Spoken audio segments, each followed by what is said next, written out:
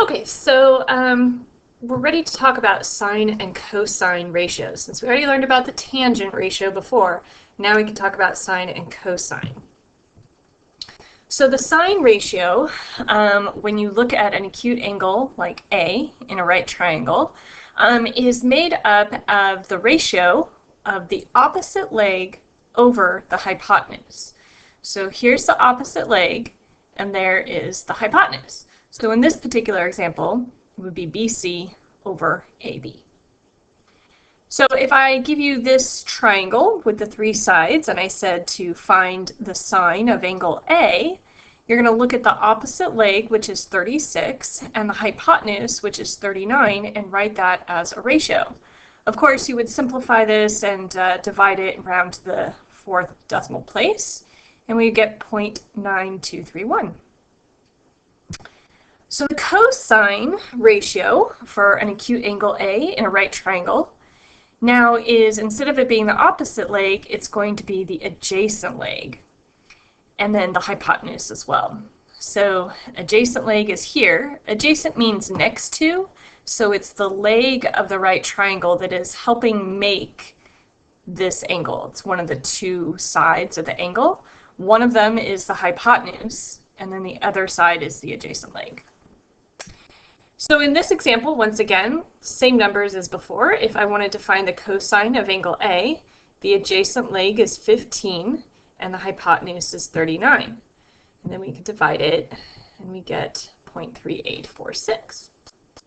Okay, so you're going to need to remember all three of these ratios and how to find them. So something that you'll hear a lot of students say all the time as kind of a way to remember is something called SOHCAHTOA. So SOHCAHTOA is a way to help remember that the sine, that's the S, is opposite leg over hypotenuse. Cosine is adjacent leg over hypotenuse. And TOA, the T is for tangent, is the opposite leg over the adjacent leg. Okay, so if you write SOHCAHTOA up at the top of your paper, if you just have to say it, kind of whisper it under your breath when you're trying to figure these out, not a problem, everybody does it. Or, come up with your own way of remembering it yourself. All right, so let's look at the sine and cosine of complementary angles. So in the previous examples, we found that the sine of A was 0.9231 and the cosine of A was 0.3846. But what if I asked you to find the sine of B and the cosine of B? So in this triangle, we first started by figuring out the sine and cosine of the angle A, but now what if we look at angle B? Okay, so first of all, the sine of angle B is opposite over hypotenuse, which comes out to be 0.3846, and then the cosine of angle B is adjacent over hypotenuse, which comes out to be 0.9231. Which, if you look, the sine of angle B, this decimal, is the same as the cosine of angle A. And also, the cosine of angle B, which is this decimal, is the same as the sine of angle A. So, what does that tell us? Well, it's this core concept. Okay, so it's this core concept that if you take the sine of angle A, then the cosine of the complement is going to equal the sine of A, which the complement in a right triangle, complement to A, would be angle B. Hold on, my cat is doing some weird things. Pardon me. Okay, sorry. When we continue looking at this, the cosine of angle A is equal to the sine of its complement, which is the sine of angle B. And you can do the same thing here. But to really sum it up, what it's saying is that the sine of an acute angle is equal to the cosine of its complement, and that the cosine of an acute angle is equal to the sine of its complement. So that can come in handy when you have something like this where it says write the sine of 57 degrees in terms of cosine. Now they didn't give us a triangle, but if you wanted to, you could try to figure out what the complement is. But you don't have the side lengths, so you wouldn't actually be able to calculate what that cosine is. So really, this is where the concept is helpful, because you can take the sine of 57 is equal to the cosine of the complement of 57, which is the cosine of 33. Okay, that can be helpful later on in trig when you're trying to rewrite things, and you'll find out later. Okay, next example doesn't have anything to do with the core concept that we were talking about here, but it's just giving you a triangle with a little bit of information and asking you to find the values of x and y. And they're asking you to use sine and cosine.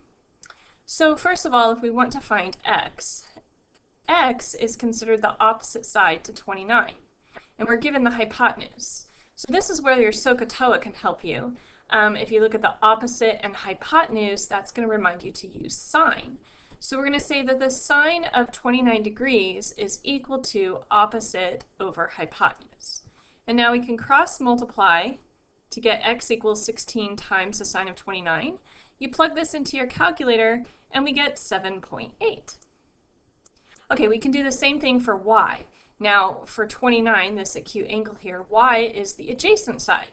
So now we're looking at adjacent and hypotenuse, which if you remember from SOHCAHTOA, that's cosine. So the cosine of 29 degrees is equal to y over 16. Once again, cross multiply, plug it into your calculator, and we get approximately 14.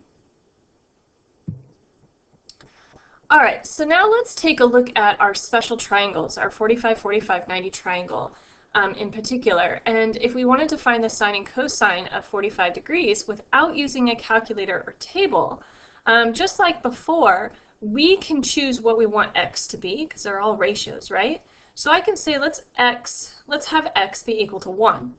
And so that means the hypotenuse, if we go x root 2, would be 1, 1, 1 root 2. So now when we want to find the sine is opposite over hypotenuse. So that would be 1 over root 2. But we have to rationalize. So we multiply the top and bottom by the square root of 2, and we get root 2 over 2. Now, cosine, interestingly enough, because this is isosceles, both of these sides are the same. So it's also adjacent over hypotenuse, 1 over root 2, which when you rationalize is root 2 over 2. Okay, so the sine and cosine for 45 degrees are the same. We can do this for a 30, 60, 90 triangle. Let's take 30 degrees in this example and do the sine. So once again, we need to fill in the lengths of these, and we can choose whatever value we want for x. So let's go ahead and choose 1 for x, and then that means this is 2, and then this would be 1 root 3. Okay, so sine of 30 degrees is opposite over hypotenuse, so that means that the sine is 1/2. Cosine is adjacent over hypotenuse, so it's just root 3 over 2. And we could do the same thing if we wanted to calculate sine and cosine for 60 degrees. Right? Root 3 over 2, and it's not cosine, would be 1/2. Okay, so last time we talked about angle of elevation. Now we're going to talk about angle of depression. So this is the harder one to think about. Imagine you were standing at the top of this lighthouse and you were looking down at this boat in the water. To figure out your angle of depression, it's depression because you're looking straight ahead and then having to look down. So that's the depression, going down. It's this acute angle that we're talking about. A lot of people think this angle right here that you make with your line of sight and the vertical is the angle of depression, but it's really not. You have to imagine of like where you are. If you're looking down at an object, if you imagine like looking straight ahead, and then how much do you have to look down to get to the site of that object? Okay, so that's your angle of depression. So here's an example. We're skiing down a hill, a mountain actually, that has an altitude of 1,200 feet. The angle of depression is 25 degrees. Find the distance that you ski down the mountain to the nearest foot. So they're looking for this actual distance that you are skiing down the mountain. And we're going to just imagine that you're skiing straight down. Okay, so your angle of depression, if you were to look out across the horizon and then looking down to the bottom of the mountain, is 25 degrees. So that's this angle right here. When they give you the altitude of the mountain, that's from the very bottom to the top where you're starting. So that's what this length right here is. That's going to be 1,200 feet. And what we're looking for is this distance that you're skiing down the mountain. So with the information given to us, this angle, that's the opposite leg. This is the hypotenuse. We're going to set up an equation using sine. So we can say that the sine of 25 degrees is equal to 1,200 divided by x. Now, before we do anything in the calculator, let's clean this up a bit. Cross multiply. And then if we want to get x by itself, we're going to divide both sides by sine of 25. So this is really 1,200 divided by the sine of 25. And remember, don't cancel 1,200 and 25. You can't simplify that. This is an operation that you're taking, right? So just take your calculator, plug everything in like you see it, and hit enter. And we get approximately 2,839.44. So it says to round to the nearest foot. So to round to the nearest foot, that would be 2,839 feet. Okay, so there's your first experience with sine and cosine. Now that we have all three of our trig functions, we can start doing some fun things with them. All right, that's it for now.